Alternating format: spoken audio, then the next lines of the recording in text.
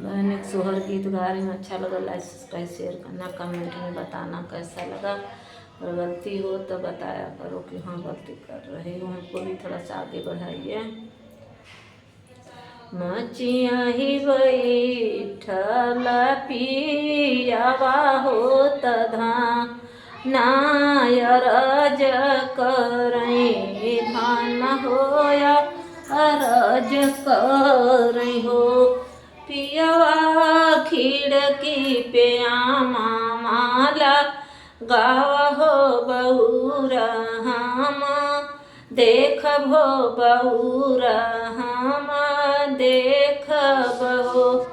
पियवा हमरे बहुरवा का शादी हो बहुरा हम देखबो।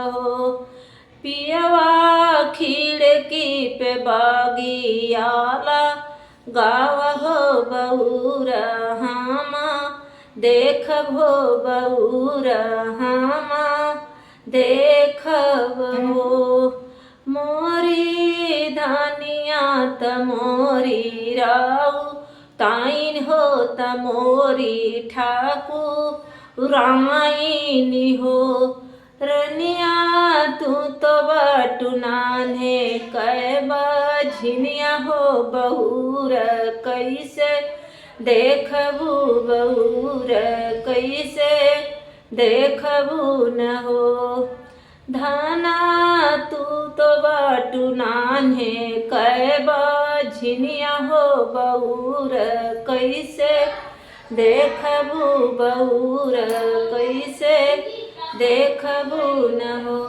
जाऊ तुहरे धाना बा उरवा कसाधबा उरवा कसाध धाना हमारे सोहरावा का शादी हो सोहरा हम सुनित हो सोहरा हम सुनित हो। रनिया हमरे सोहरवा का साध हो सोहरा हम सुनब हो सोहरा हम सुनब हो। एतनी बचाना धाना सुनै हो सुनाहू नाही पावै हो सुनाहू नाही पावै हो। धाना चली भैनी अपने नाई हरमा हो त मैया से रोई मारै हो मैया से रोई मारै हो।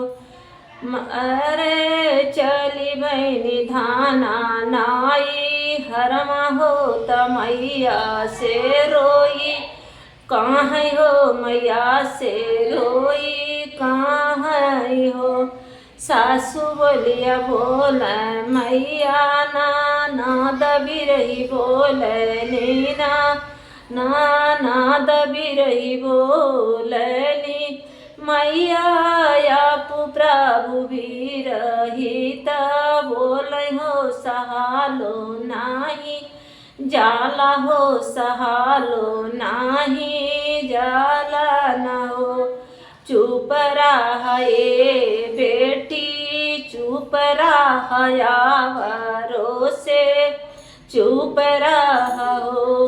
बेटी आचर मिली हाथीला चौरत सूरज मनाया हो।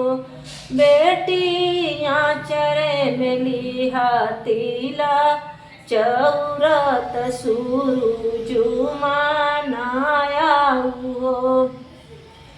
एक मास बीतल सारे मास आवरोती सारे मास हो।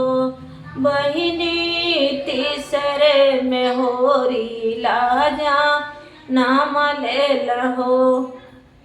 घरी राती गाई दीपा हर राती आवरोपा हर राती हो। मरी बहिनी आधी राती होरी लाजा लहो। बहिनी बाजला गया ना धन बधैया हो उठाना, लाग सोहर हो उठाना लाग सोहर हो। धाऊ ताही नाउआ हो धाऊ तू ही बरिया, बरिया स्वामी आगे खबर जानावा हो सोहारा, आई के सुनई हो सोहारा आई के सुनई हो। बरिया स्वामी आगे खबर जानाया हो सोहारा आई के सुनई हो सोहारा आई के सुनई हो। धाना खिड़की बेबागी आला गवनी हो बऊर तू ही देखा हो बऊर तू ही देखा हो। बोलिया तये राजा बोलला बोलाहू नाही, जानला बोलाहू नाही जानला हो। राजा हम तो नाने कहबा झिनिया हो बऊर कैसे देखी हो बऊर कैसे देखब हो। राजा हम तो तनाने कहबा झिनिया हो बऊर कैसे देखब हो बऊर नाही देखब हो।